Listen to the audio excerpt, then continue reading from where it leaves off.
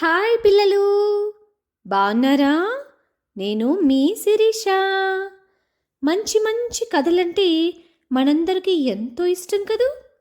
మరి ఆ కథల ప్రపంచంలోనికి వెళ్లే ముందు ఇప్పటిదాకా మన ఛానల్ని సబ్స్క్రైబ్ చేసుకోకపోతే వెంటనే సబ్స్క్రైబ్ చేసేసుకోండి.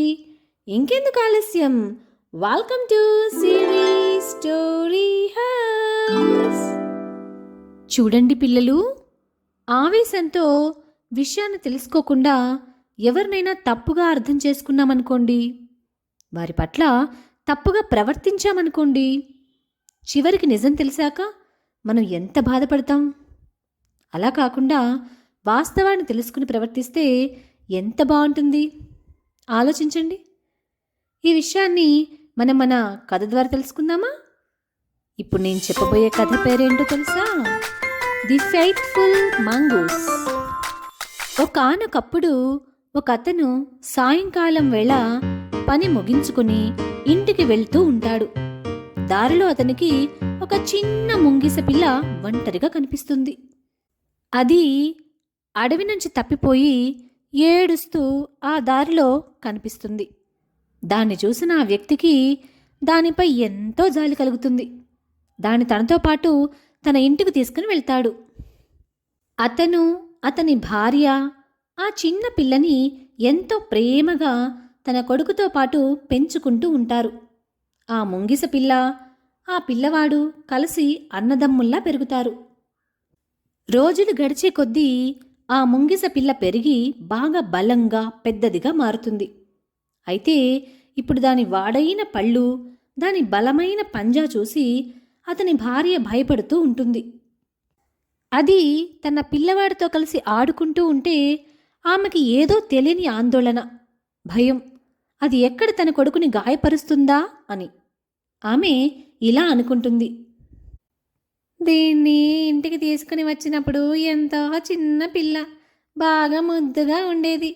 మరి ఇప్పుడో ఒక పెద్ద ముంగిస, ఎంతైనా అడవి మృగం. అది నా బిడ్డని ఏమైనా చేస్తుందో ఏమో. నేను మాత్రం ఓ కన్నేసి ఉంచాలి అని అనుకుంటుంది. ఇది ఇలా ఉండగా ఒకరోజు ఆ వ్యక్తి పని మీదని బయటకు వెళ్తాడు. అతని భార్య కూడా నీటి కోసం కుండ తీసుకుని బయటకు వెళ్తుంది. వెళ్తూ వెళ్తూ వాళ్ళిద్దరినీ గమనిస్తుంది. తన కొడుకు మంచం మీద పడుకుని ఉంటాడు. ఆ ముంగిస మంచం కింద పడుకుని ఉంటుంది. ఆమె ఇలా అనుకుంటుంది. ఇంట్లో వంట చేయడానికి నీరే లేదు. నేను బయటికి వెళ్ళి నీళ్లు తెచ్చుకోవాలి. అయినా నా బిడ్డని ముంగిస దగ్గర వదిలి ఎలా వెళ్ళడం? అయినా అది నిద్రపోతుందిలే. అది లేచే లోపల తిరిగి వచ్చేయాలి అని అనుకుని ఇంటి నుంచి బయలుదేరుతుంది. ఆమె అలా బయటకు వెళ్ళిన కొద్దిసేపటికి ఆ ముంగిస నిద్ర నుంచి లేస్తుంది.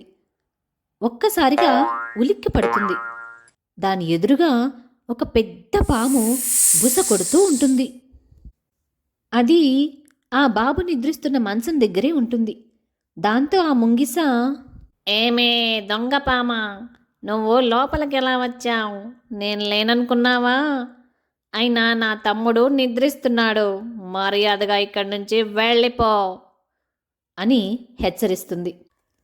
అయినా సరే ఆ పాము మంచం వైపుగా వెళ్తూ ఉంటుంది.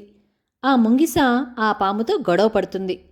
దాన్ని చంపి ఆ బాబుని రక్షిస్తుంది.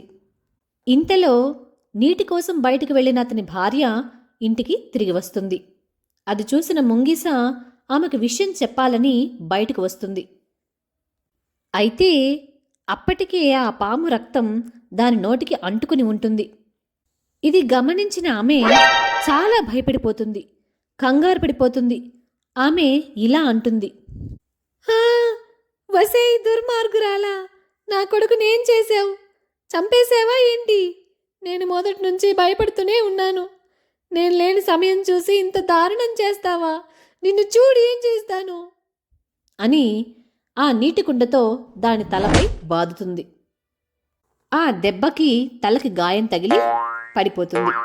దాంతో కొడుకుకు ఏమైందా అని గబగబా లోపలికి పరిగెడుతుంది.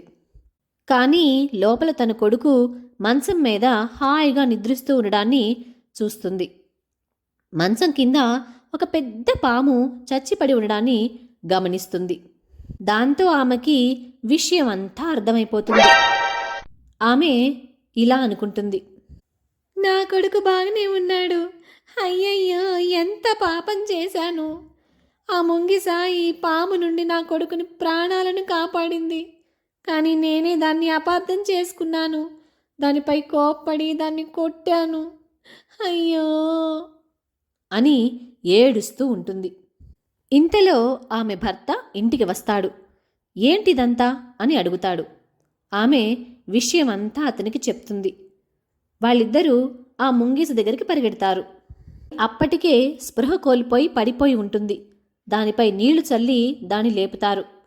ఆమె ఎంతో ప్రేమగా దాని దగ్గరకు తీసుకొని తాను చేసిన దానికి క్షమాపణ చెప్తూ తన కొడుకు ప్రాణాలను కాపాడినందుకు ధన్యవాదాలు తెలుపుతుంది. అప్పటి నుంచి అంతా కలిసి హాయిగా జీవిస్తారు. చూశారు కదా పిల్లలు, ఈ కథ వల్ల మనం తెలుసుకోవాల్సిన నీతి ఏంటో తెలుసా? ఎవరినైనా చూడగానే ఒక అంచనాకి వచ్చేయకూడదు. విషయం ఏంటో తెలుసుకుని ప్రవర్తించాలి. ఈ కథలో ముంగిసను చూడగానే ఆమె దాన్ని అపార్థం చేసుకుని దానిపై ఎంతో కోప్పడింది. కానీ విషయం తెలుసుకున్న తర్వాత ఆమె చేసిన పనికి ఎంతో పశ్చాత్తాపడింది. కాబట్టి పిల్లలు ఆవేశంతో అపార్థాలు చేసుకోకుండా నిజానిజాలు తెలుసుకుని ప్రవర్తించాలి. సరే, ఈ కథ మీకు నచ్చిందా? ఇంకొకసారి ఇంకొక మంచి కథతో మళ్ళీ మీ ముందుకొస్తాను. అంతవరకు బాయ్ బాయ్ పిల్లలు.